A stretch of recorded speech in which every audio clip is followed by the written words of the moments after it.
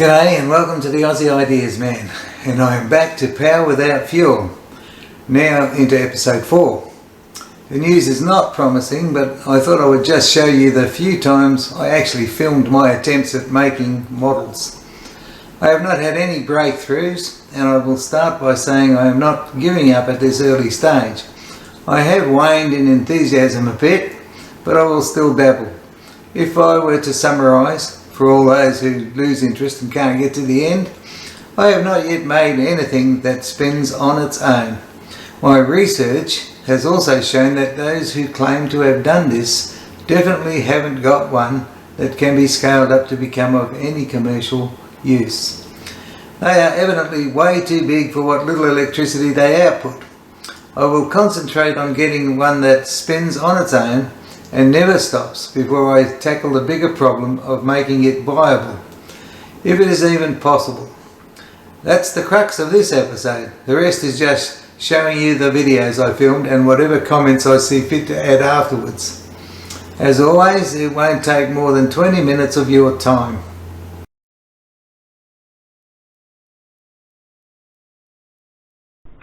Well, here I am. These are the bits of the old one that I pulled apart. You can see the inner wheel right here still has magnets in it, but I've taken the magnets out of the outer wheel. And here are the bits of the new one. Here's all the messy bits of the extra magnets that I had to recover, but I've got enough magnets now to put in this new one. Just thought I'd bring these out onto the deck where hopefully the light will show them. These are 3 inner wheels that have magnets in them and a little bit of shielding, and these are bits of 3D printed models that I've glued together. I can't close up the other end yet because those inner wheels have to go line up with those 3 parts that have holes in them where magnets will go around there, and hopefully some sort of shielding, and try to get this continuous circular motion without it stopping. Just thought I'd show it. It's not finished. It's just halfway into the second attempt at a permanent motor or generator. Been working on a Mark II of the thing, so I thought I'd film a little bit of it. I don't do much because it is tedious and makes my fingers sore, but this here is leftover bits of metal just for blocking. This is it can't be seen very well, but this is the 3 wheels, 3 magnets, unevenly spaced. That's the inner wheel that doesn't turn. These things turn on the outside. This will close up this over here, which is the outer wheel, which I'm hitting with a glue gun. I don't know if you can see the useless little glue gun there, but this here has certain things on it. It's got the magnets, of course, 3 rows of magnets, and it goes over the thing, and then I have to glue it closed. Once I think I've got it done. It's messy, but I'm no expert gluing 3D printers together. Magnets, to glue them together, are hard because I want to attract to each other, and I have to burn my fingers half the time while I'm waiting for the gun to melt. But it's a backyard operation, or in this case, kitchen. And so I do it in the home. I hope that it goes alright. First iteration, the model didn't even turn. but second iteration, hopefully we'll get something. This is the Mark II version after Mark 1 failed, and I can tell you now that it's all put together with heaps and heaps of glue that it isn't going to work. It won't go round, and there are problems that have shown up on this one that I have to completely redesign a whole new 3D model so that I can overcome the problems that this has. It just won't turn, and one of those reasons is because the 6mm plastic shaft is no good. So I'm going to have to buy new bearings. Those bearings have to have way more than 6mm on the inner part.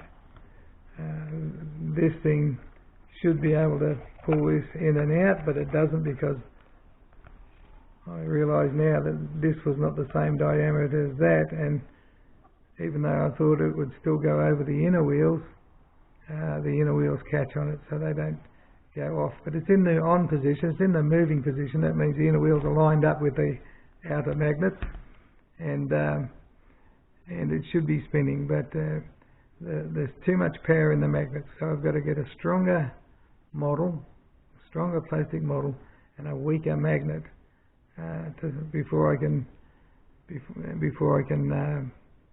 get that rotation. And maybe next time I might be able to make it tidier, but it's very difficult when these magnets are going into hot glue and want to fly off into the other magnets. So live and learn, try to get it better. I've got other ideas too, to get it better with the Mark III version that I have to go back to the drawing board for. So that's it for this time. It might be a few weeks before I get another one going. Okay, nearly finished breaking apart Mark II because it didn't work. Okay, 2 goes, 2 fails.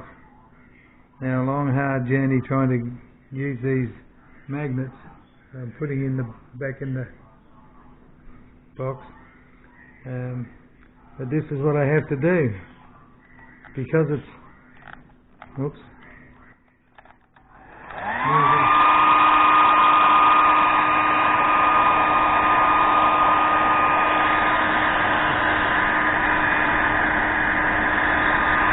heat up an area.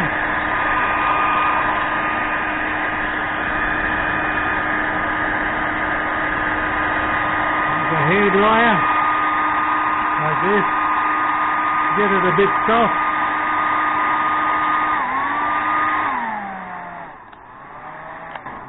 Hard to do with one hand on the camera.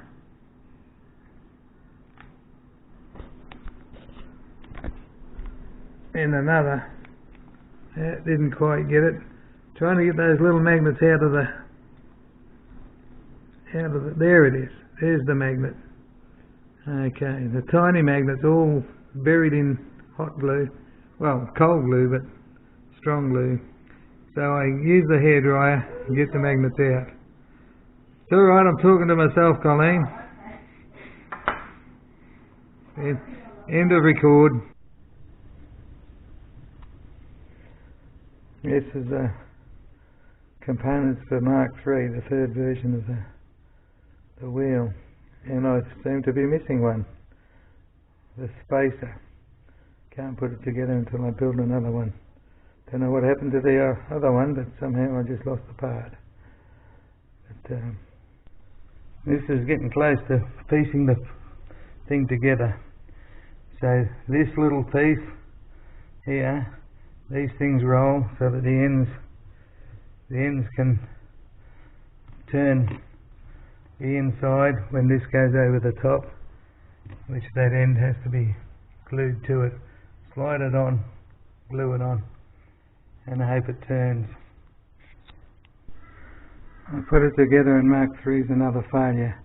Can't hold this little camera and everything in my hand at the same time, but seeing as how it wouldn't turn, I got the multi-grips and forced it to turn, and it just goes crunch, crunch, crunch. So there's bits just hitting each other in there, not giving it free movement, and there's probably still a lot wrong with the design. I'll have to try another method. Mark 3 fails, 3 attempts, all no good. So now we're going to try. I've got to sort of find middle where it's pulling on. I don't know where that is. Maybe about there. Oh, Eric, you're supposed to know. You designed it. Feels about there.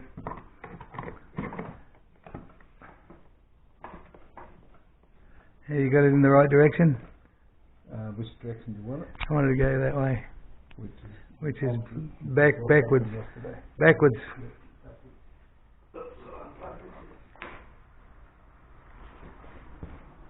Well, if you let it go for a second, you just spin the whole thing, you'll know which way it goes.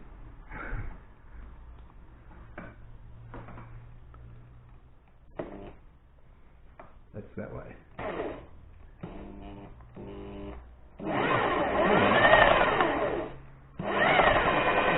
Bit off centre, but Spinning it. but it doesn't stay, does it? Well, I don't know, is this thing allowed to turn? Yeah, it's allowed to turn. You know what I mean? So if it keeps spinning, it should spin the drill. Okay. Like I can spin the drill, right? Mhm.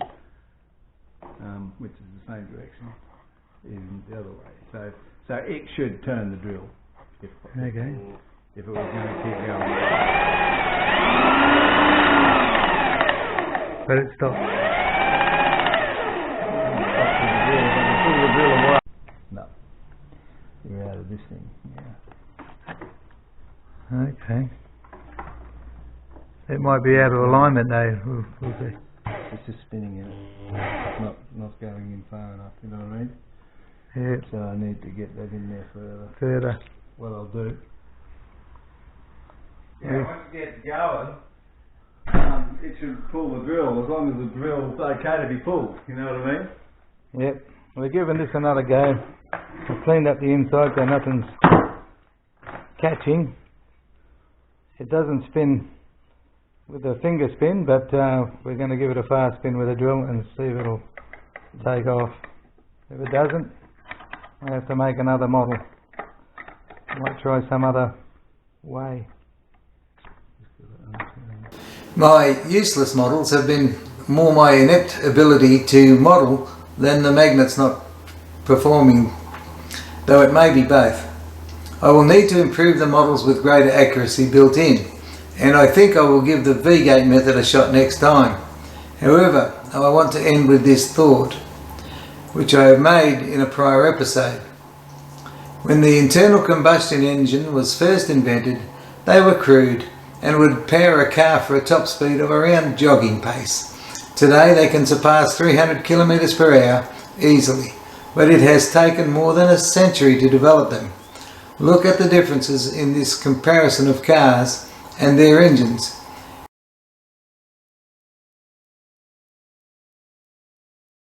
If we can get a magnet motor to do just a little bit of work, we won't even take 3 years to develop them into doing great things. Progress will be far quicker this time around. That's it from me for now. Stay safe.